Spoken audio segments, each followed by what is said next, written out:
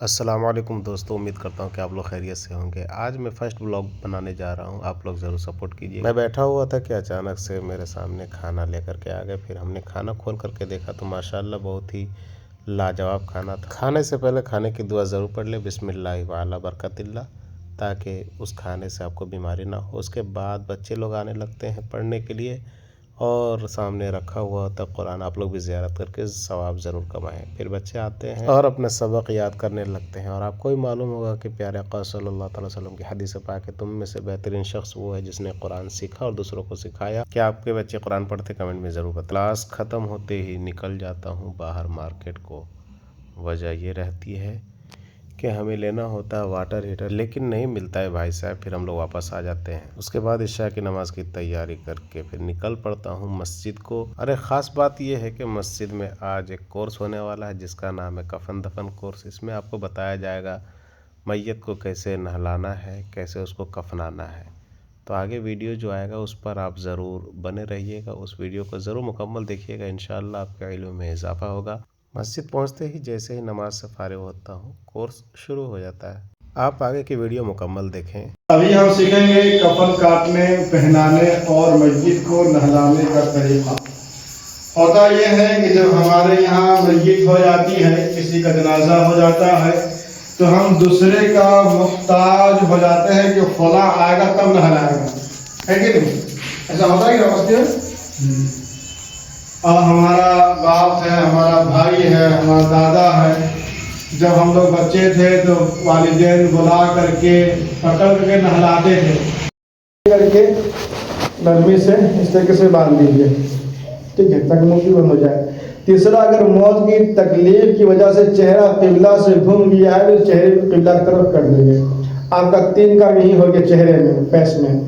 चौथा है हाथ पैर उंगली को सीधा कर देना। बाज़ लोग ऐसे रख देता है ना, तो ऐसे ही रखना बल्कि ऐसे रखना है। पांचवा है पैर के दोनों अंगूठों को रस्सी से बांध देना है नरमी से। किसका? बोलिए। दोनों अंगूठों को पैर का है ना, हाथ का नहीं बांधिएगा। एक जगह में गया था धनबाद में नहलाने के लिए, तो देखा उसका पैर ही बंधा हुआ, लोग हाथ भी लाके से बांध दिया। तो ऐसे नहीं करना, हाथ ऐसे रहेगा, हाथ नहीं बंधेगा, पैर का अंगूठा, ठीक है जी, इसलिए मैं बार बार कर रहा हूँ। और छठा है कि पेट पर मुनासिब वजन की चीज़, तकिया या कंबल समेट के, या नमक का पैकेट हो ताकि पेट फूलने ना पाए। जब इंसान मर जाता है तो बॉडी गलना शुरू हो जाती है, तो गलने से पहले बनता है गैस। अब गैस बनता है तो फूलता है पेट, तो ये चीज़ लेकिन इंशाल्लाह नहीं फूलेगा। समझ गया बात मेरी? जी। तो 4 चीज़ मरने से पहले और 6 मरने के बाद। अब इंसान को नहलाएंगे, तो नहलाने से पहले हमें चंद चीज़ों का जुगाड़ करना ज़रूरी है। पहला है नहलाने के लिए तख्ता, जिसमें नहलाएंगे। दूसरा कफन।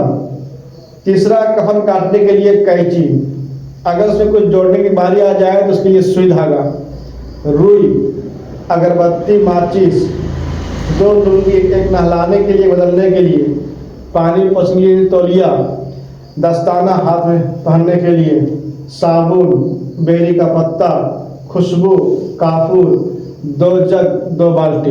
इन तमाम चीज़ पहले जुगाड़ कर लेंगे। अब जुगाड़ करने के बाद कफन को काट लेंगे। अब ये देखिए कफन है। अगर ये कपड़ा आपका चौड़ाई में 60 इंच यानी डबल अर्ज का है, देखा है, तो हम खरीदेंगे सिर्फ 8 मीटर। कितना खरीदेंगे? नहलाएंगे तो रंगीन कपड़ा ले आएंगे, या रंगीन लुंगी ले आइए मार्केट से, या घर की बेडशीट हो, पाक साफ हो, घर में लुंगी हो, पाक साफ हो, उसमें नहला सकते हैं। और उस लुंगी को धोकर इस्तेमाल भी कर सकते हैं। समझ गए जी? अब जो है जितना कपड़ा आसानी से निकल रहा है बदन से निकाल देंगे। जो कपड़ा आसानी से नहीं निकल रहा क्या करेंगे? सिलाई के पास कैंची से काट देंगे। समझ गए? ताकि जो कोई इंसान गरीब हो या कोई चाहता कि हमारा बाप का आखिरी लिबास बदन पर लगा हो, उसको रखेंगे इंसानी तौर पर, और तो इंसान सीख उसको पढ़ सकता है, और इस तरह से हमारा माल भी बर्बाद नहीं होगा, है ना?